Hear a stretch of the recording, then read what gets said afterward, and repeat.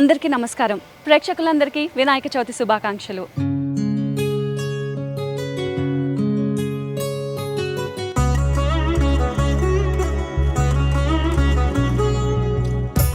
గణాలకు అధిపతి, బుద్ధి, జ్ఞానం, ఐశ్వర్యానికి ప్రతీక.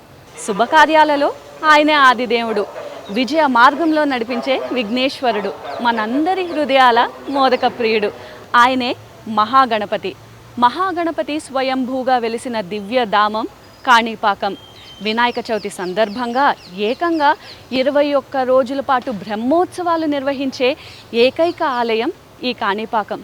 ఇక్కడ ఎన్నో వింతలు, నమ్మశక్యం కాని నిజాలు, అడుగడుగున అద్భుతాలతో విరాజిల్లుతున్న కాణిపాక క్షేత్ర దర్శన విశేషాలు వినాయక చవితి సందర్భంగా మీ అందరి కోసం.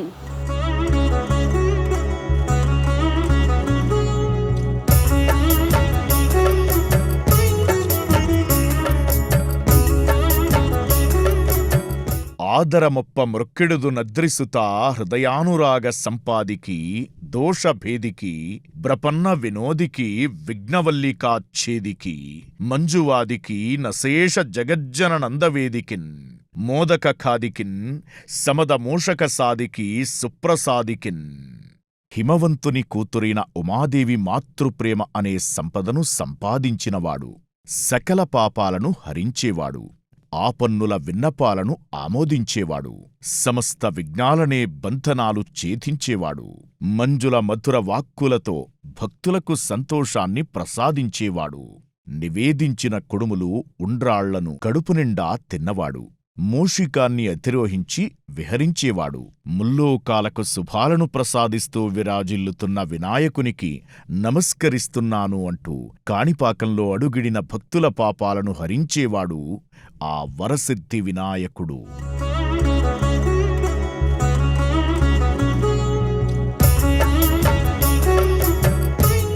ఆంధ్రప్రదేశ్ చిత్తూరు జిల్లాలో కొంగు బంగారు క్షేత్రమై భాసిల్లుతోంది కాణిపాకం. చిత్తూరుకు 12 కిలోమీటర్ల దూరం, శ్రీ వెంకటేశ్వరుడి పాదపీఠం తిరుపతికి 65 కిలోమీటర్ల దూరంలో ఉంటుంది ధామం. సాధారణంగా తమ భక్తి యాత్రలో భాగంగా తిరుమల, శ్రీకాళహస్తి, కాణిపాకం 3 క్షేత్రాలను ఒకేసారి దర్శించాలని తాపత్రయపడుతుంటారు భక్తులు.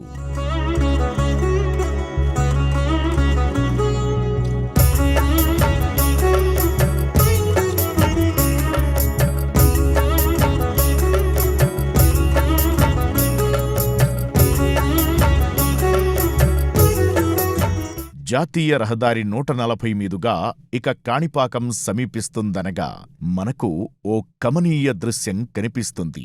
అదే ఏనుగు కొండ. స్వామి దర్శనానికై వెళుతున్నారు, మీకు శుభం ప్రాప్తించుగాక అన్నట్లు గజరాజు ఆహ్వానిస్తున్నట్లు అల్లంత దూరాన ఈ కొండ దర్శనం ప్రాప్తిస్తుంది.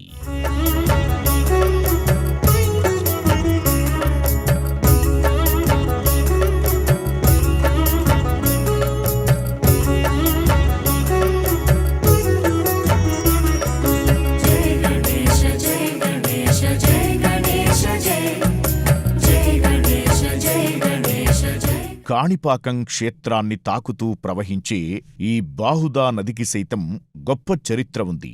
ఒకప్పుడు శంఖుడు, లిఖితుడు అనే 2 సోదరులు వరసిద్ధి వినాయక స్వామి దర్శనానికై రాగా, వారిలో ఆకలితో ఉన్న లిఖితుడు తోట యజమాని అనుమతి లేకుండా మామిడి పండ్లు దొంగతనం చేశాడు.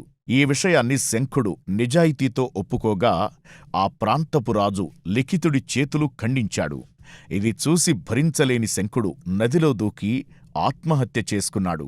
శంఖుడి ధర్మానికి మెచ్చిన ధర్మదేవత 2 సోదరులను అనుగ్రహించింది. లిఖితుడికి బాహువులు అంటే చేతులను ప్రసాదించిన కారణంగా బాహుదా నదిగా ఈ నదీమ తల్లి వర్ధిల్లింది. అప్పట్నుంచి ధర్మాన్ని పాటించి కష్టాల పాలవుతున్న భక్తులను బాహుదా నది కటాక్షిస్తుందని పురాణగాథ.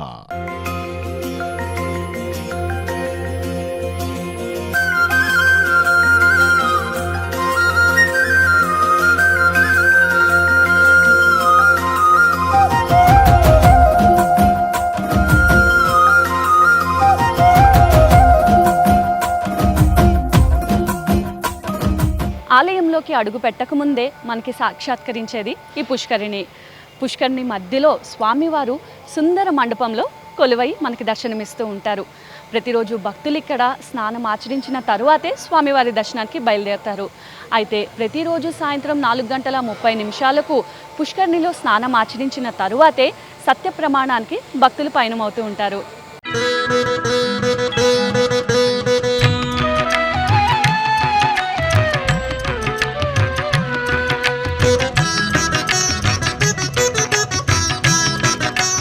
ఒకసారి ఆ రాజగోపురాన్ని దర్శించుకోండి. సుమారు 1000 ఏళ్ల క్రితం నిర్మించిన ఈ ఆలయం 2022లో కొత్త సొబకులు అద్దుకుంది. అయితే ఇప్పుడు మనం చూస్తున్న గోపురం, పుష్కరిణి ఇవన్నీ కూడా నూతనంగా నిర్మించినవే. చోళులు, విజయనగర రాజులు నిర్మించి అభివృద్ధి చేసిన ఈ క్షేత్రం ఇప్పుడు కొత్త శోభను సంతరించుకొని భక్తులకి ఆహ్వానం పలుకుతోంది. 11వ శతాబ్దంలో చోళులు నిర్మించిన ఈ ఆలయాన్ని 14వ శతాబ్దంలో విజయనగర రాజులు అభివృద్ధి చేశారు. కావణిపాక్కం పేరుతో చోళ శాసనాల్లో ఈ క్షేత్ర వైభవాన్ని ఇప్పటికీ మనం చూడొచ్చు. ఎంతో విశాలంగా ఉండే దేవాలయ రాజగోపురం వివిధ దేవీదేవతల మూర్తులతో ఎంతో రమణీయంగా కానవస్తుంది. 2021కి ముందు వరకు ఉన్న ఆలయ రూపురేఖలు పూర్తిగా మారాయి. పాత ఆలయాన్ని పునర్నిర్మించి ఆధ్యాత్మికత ఉట్టిపడేలా కొత్త రాతి కట్టడాలతో అలంకరించారు. ఎన్నో మార్పుల అనంతరం ఇప్పుడు మనం చూస్తున్న ఆలయం 2022 ఆగస్టులో అంగరంగ వైభవంగా మహాకుంభాభిషేకంతో ప్రారంభమైంది.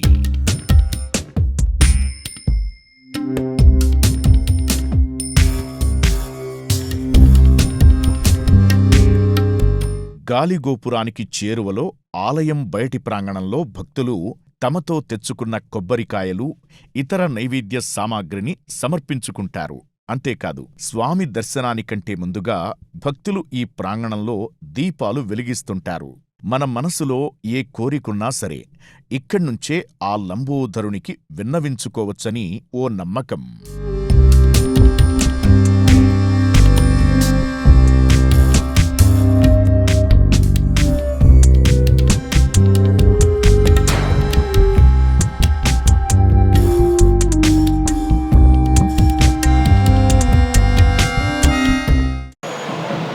రాజగోపురాన్ని దర్శనం చేసుకొని లోపలికి రాగానే మనకి అనుగ్రహించేది ధ్వజస్తంభం. అయితే ధ్వజస్తంభం దర్శనం చేతనే మన జన్మ ధన్యమవుతుందని భక్తులు భావిస్తూ ఉంటారు.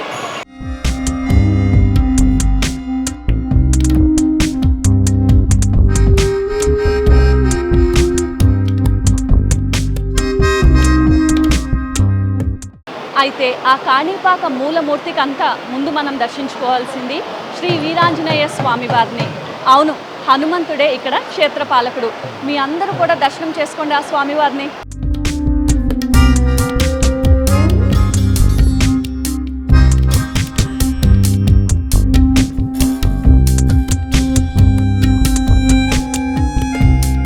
దివ్యాంగులను అనుగ్రహించి బావిలో వెలిసిన దైవం, సత్య ప్రమాణాలకు నిలవయున్న స్వామి, అంతకంతకు పెరుగుతూ వస్తున్న మూర్తి. ఎవరి దర్శనంతో అయితే సకల పాపాలు హరించుకుపోతాయో ఆయనే కాణిపాకం శ్రీ వరసిద్ధి వినాయక స్వామి. అయితే ఆ పార్వతీతనయుడు ఇక్కడ బావిలో ఉద్భవించడం వెనుక ఒక గాథ ఉంది. మనందరం కూడా ఆ గాథని తెలుసుకొని ఆ మహాగణేశుణ్ణి దర్శించుకొని తరిద్దాం.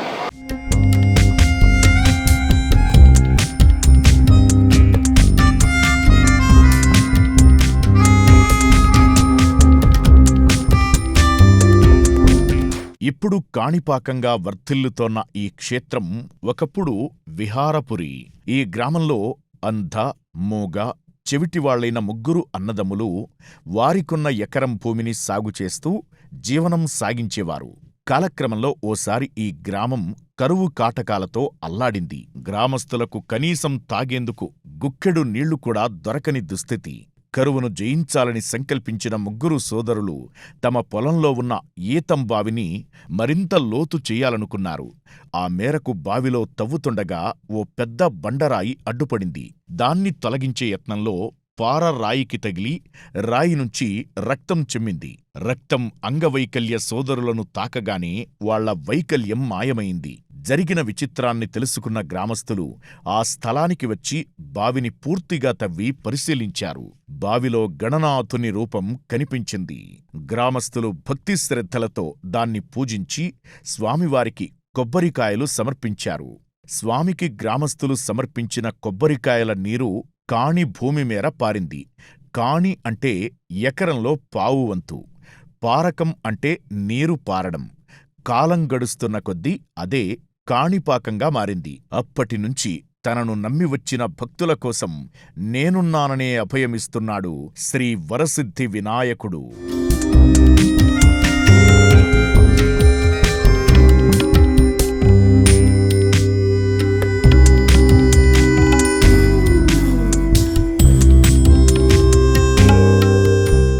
బావి నుంచి ఉబికి వస్తున్న వరసిద్ధి స్వామివారి విగ్రహం ఎంతో విశిష్టమైనది.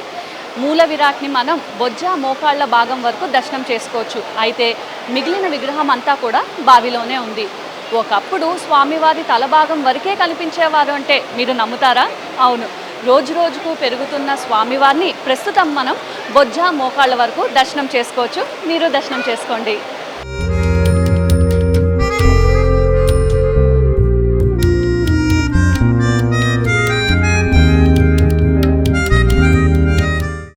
బొజ్జగణపైకు ప్రతిరోజు నైవేద్యంగా పులిహార, దద్దోజనం, పరమాన్నంతో పాటు కుడుముల్ని కూడా సమర్పిస్తూ ఉంటారు. అయితే భక్తులకు అమృత సమానమైనది, సకల రోగాలను నివారించే ప్రసాదం మరొకటి ఉంది. అదే ఆ బొజ్జగణపై కొలువై ఉన్న బావిలోని నీరు. మరి మనం కూడా ఆ జలప్రసాదాన్ని స్వీకరిద్దామా?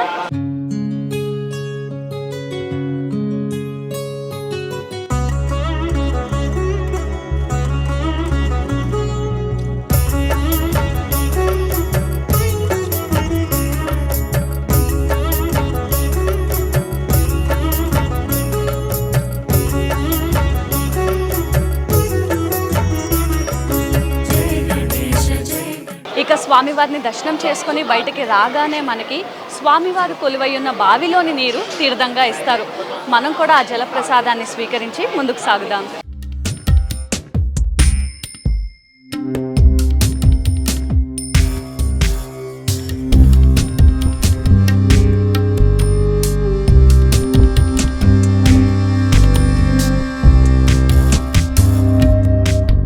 గర్భాలయంలో స్వామిని దర్శించిన భక్తులు ఆలయం వెలుపలి భాగానికి వచ్చి అక్కడ అర్చకులు ఇచ్చే స్వామి చుట్టూ ఉన్న బావిలోని జలాన్ని తీర్థప్రసాదంగా స్వీకరిస్తారు. వరసిద్ధి వినాయకుని అభిషేకాలకు, ఉత్సవాలకు సైతం ఈ బావి జలాన్నే వినియోగిస్తారు.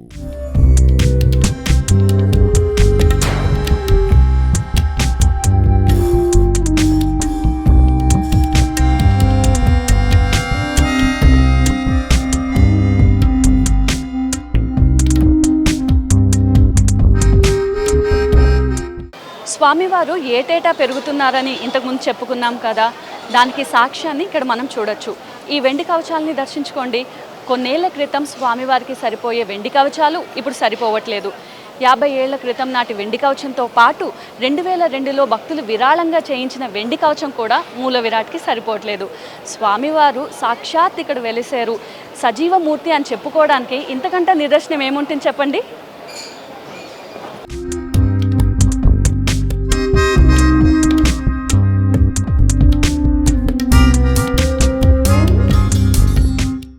ఆలయంలో అత్యంత విశిష్టమైనది నవగ్రహ నివారణ జ్యోతి. అయితే విఘ్నాలను తొలగించే విఘ్నేశ్వరుడి ఆవరణలోనే దోషాలను తొలగించే నవగ్రహాలు కూడా కొలువై ఉన్నాయి.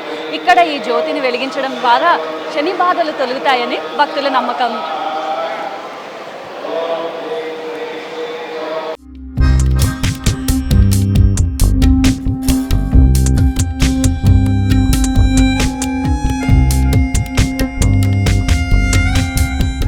గర్భాలయ ప్రాంగణం కుడివైపున నవగ్రహాలయం ఉంది.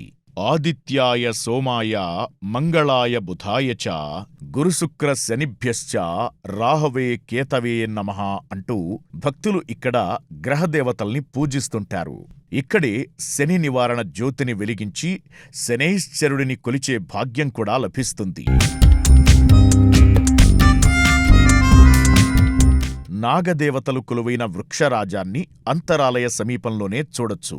నిత్యం మహిళా భక్తులతో కళకళలాడే ఈ ప్రాంగణంలోని వృక్షం మహిమగలదంటారు. అందుకు తార్కాణంగానే వేలాది ముడుపులు ఈ వృక్షానికి వేలాడుతుంటాయి. అంతేకాదు, ఈ నాగదేవతల దర్శనం మాత్రాన సంతాన సౌభాగ్యాలు ప్రాప్తిస్తాయని భక్తుల విశ్వాసం.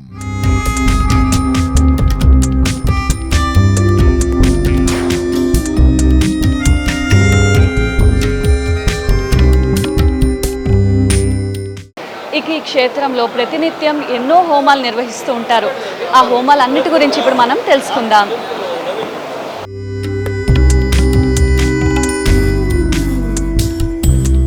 ఇదే స్వామివారి యాగశాల. తమ కోరికలు తీరిన భక్తులు లేదంటే ఏదైనా పని సంకల్పించిన భక్తులు గణేశునికి హోమం ఇక్కడ నిర్వహించుకుంటారు.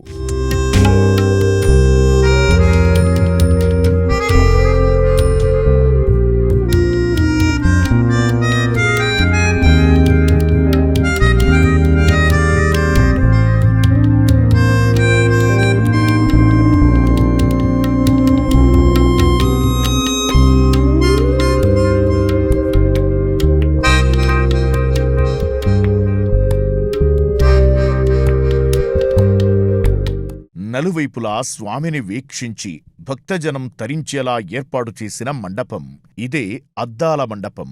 స్వామివారి ఉత్సవమూర్తులు కొలువుదీరే ఈ అద్దాల మండపంలో ప్రతిరోజూ రాత్రి పవళింపు సేవ జరుగుతుంది.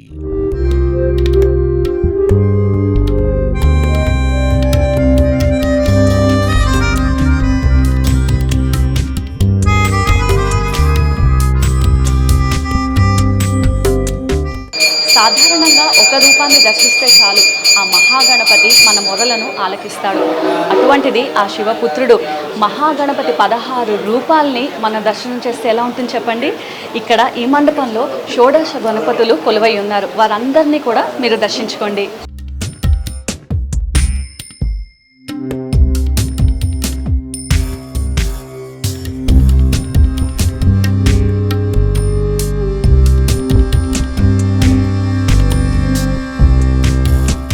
కాణిపాకం పంచాయతన క్షేత్రం. ఇక్కడ శివకేశవులు ఇద్దరు కొలువై ఉన్నారు. అయితే ఇక్కడ వరసిద్ధి వినాయకుడితో పాటు పరమేశ్వరుడు, అమ్మవారు, విష్ణువు, సూర్యుడు ఇక్కడ నిత్యం పూజలు అందుకుంటూ ఉంటారు. ఇప్పుడు మనం దర్శిస్తుంది శ్రీ మణికంఠేశ్వర స్వామివారి ఆలయం. అయితే బ్రహ్మహత్య పాతకానికి పరిహారంగా కులోత్తుంగ చోళరాజు ఇక్కడ శివలింగాన్ని ప్రతిష్ఠించారని చెప్తూ ఉంటారు. పదండి మనందరం కూడా దర్శనం చేసుకుందాం. స్వయంభూ వరసిద్ధి వినాయక స్వామి గుడికి వాయువ్య దిశగా పరమేశ్వరుడు మణికంఠేశ్వర స్వామిగా కొలువై ఉన్నాడు. దీన్ని 11వ శతాబ్దంలో చోళరాజు కులోత్తుంగ మహారాజు నిర్మించినట్లు చారిత్రక కథనం. బ్రహ్మహత్యాపాతక నివృత్తి కోసం శివుడి ఆజ్ఞ మేరకు ఈ ఆలయం నిర్మించాడు. లోకపావని ఈ ఆలయంలో మరకతాంబికగా పూజలు అందుకుంటోంది.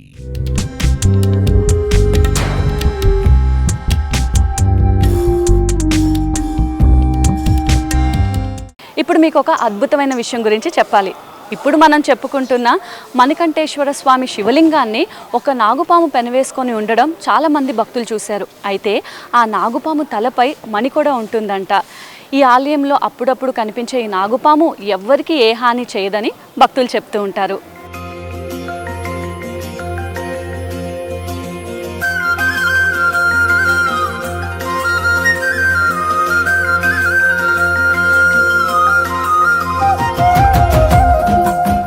మణితో కూడిన నాగుపాముతో మహాశివుడు దర్శనమివ్వడం ఈ ఆలయంలో అప్పుడప్పుడు కనిపించే మహాద్భుతం. కేతుగ్రహ దోషం ఉన్నవాళ్లు ఈ ఆలయాన్ని సందర్శించడం శుభప్రదం. ఇక ఆకట్టుకునే శిల్పకళ మణికంఠేశ్వరాలయ సొంతం. ఇక్కడ ప్రతిష్ఠించిన మహాగణపతి, దక్షిణామూర్తి, షణ్ముఖుడు, దుర్గాదేవి విగ్రహాలు ఎంతో విశేషంగా గోచరిస్తాయి. ఆలయ గాలిగోపురం, ప్రాకార మండపాల్లో శిల్పకళ ఉట్టిపడే దేవతామూర్తుల ప్రతిమలు భక్తులను ఎంతో ఆకట్టుకుంటాయి. ప్రతి గురువారం దక్షిణామూర్తికి ప్రత్యేక అభిషేకాది పూజలు నిర్వహిస్తారు.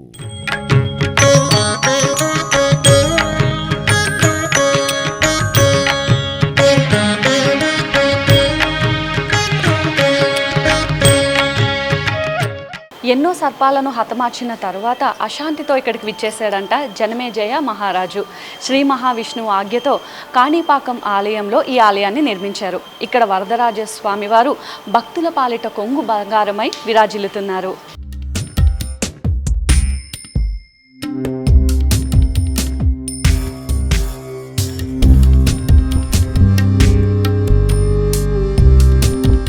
వినాయక ఆలయానికి ఈశాన్య దిశలో వరదరాజస్వామి కొలువై ఉన్నాడు. ఈ ఆలయ నిర్మాణం వెనుక ఎంతో పురాణ ప్రశస్తి దాగి ఉంది. జనమేజయ మహారాజు చేపట్టిన సర్పయాగ దోష పరిహారానికి గాను శ్రీ మహావిష్ణువు ఆజ్ఞ మేరకు ఇక్కడ వరదరాజస్వామి ఆలయం నిర్మితమైనట్టు చెబుతారు. ఆలయంలోని మూల విరాట్ ఎంతో రమణీయంగా దర్శనమిస్తుంది. ఈ స్వామి ఆలయంలో నిత్యం ఉదయం 9 గంటలకు సుదర్శన హోమం నిర్వహిస్తారు. హోతగా కూర్చున్నా లేకపోయినా ఈ సుదర్శన హోమాన్ని వీక్షిస్తే చాలు పెద్ద పెద్ద కష్టాల నుంచి గట్టెక్కిన భక్తులు ఎందరో.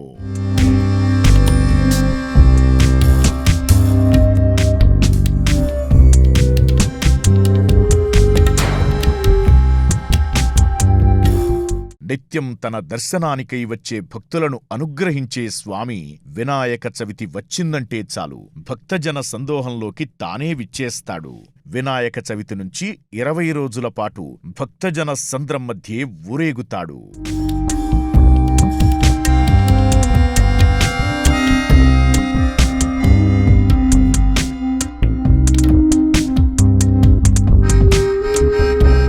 ధ్వజారోహణంతో మొదలై తెప్పోత్సవంతో ముగుస్తాయి కాణిపాకం వినాయక బ్రహ్మోత్సవాలు. హంస, నెమలి, మూషిక, శేష, వృషభ, గజ, అశ్వవాహనాలపై అత్యంత వైభవంగా దర్శనమిస్తాడు. సూర్యచంద్ర ప్రభలపై కూడా స్వామి దర్శనం ప్రాప్తిస్తుంది మనకు. అలాగే ఇక్కడ జరిగే రథోత్సవం, తెప్పోత్సవాల శోభ వర్ణనాతీతం. అన్నింటికీ మించి బ్రహ్మోత్సవాల్లో భాగంగా జరిగే సిద్ధిబుద్ధి సమేత వినాయక స్వామి కళ్యాణం వీక్షించిన వారి జన్మ ధన్యం.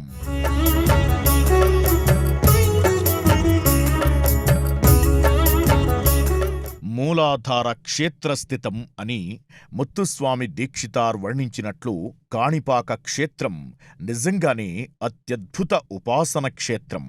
భూమికి సమతలంగా కాకుండా నూతిలో కొలువై ఉన్న వరసిద్ధి వినాయకుడు లోకాన్ని పాలించే లోకనాయకుడు.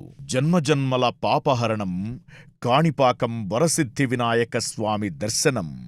దేవాంతకాద్య సురభీత సురార్తిహర్త విజ్ఞానబోధన వరేణ తమోపహర్త ఆనందితత్రి భువనేశ కుమారబంధో విఘ్నం మమాపహార సిద్ధి వినాయకత్వం. కాణిపాక క్షేత్ర స్థల పురాణం గురించి మనం ఇక్కడ వేద పండితుల్ని అడిగి తెలుసుకుందాం. నమస్కారం గురుగారు.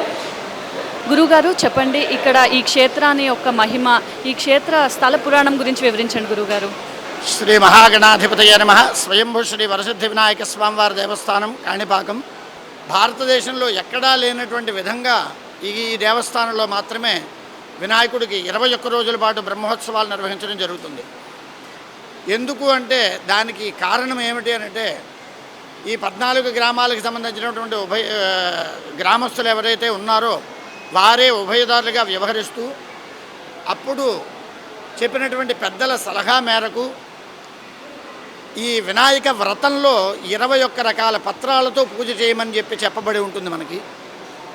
ఆ పత్రాలని, ఆ నిర్ణయాన్ని శాస్త్రముగా తీసుకుని 21 రోజుల పాటు ఒక్కొక్క రోజు ఒక్కొక్క వాహనం పైన స్వామివారిని గ్రామోత్సవంగా నిర్వహిస్తూ ఉదయం విశేషమైనటువంటి పదార్థాలతో, అమృతాలతో, పంచామృతాలతో అన్నిటితోనూ కూడా స్వామివారికి అభిషేకం చేసి రాత్రి సమయంలో గ్రామోత్సవాలు నిర్వహిస్తూ వస్తున్నారు. ఆ విధంగా వినాయక చవితి నుండి 21 రోజుల పాటు ఈ దేవస్థానంలో బ్రహ్మోత్సవాలు నిర్వహించడం జరుగుతుంది. ఈ ఉత్సవాల సమయంలో విశేషంగా భక్తులు వచ్చి స్వామివారిని ఆయా వాహనాల మీద ఆయా ఉత్సవాల్లో పాల్గొని స్వామివారి కృపకు పాత్రలవుతూ ఉంటారు.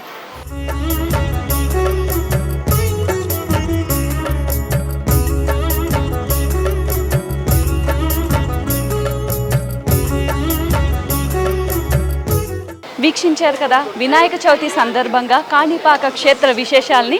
మరొక్కసారి ప్రేక్షకులందరికీ వినాయక చవితి శుభాకాంక్షలు. మరొక కార్యక్రమంలో మళ్ళీ కలుద్దాం. నమస్కారం.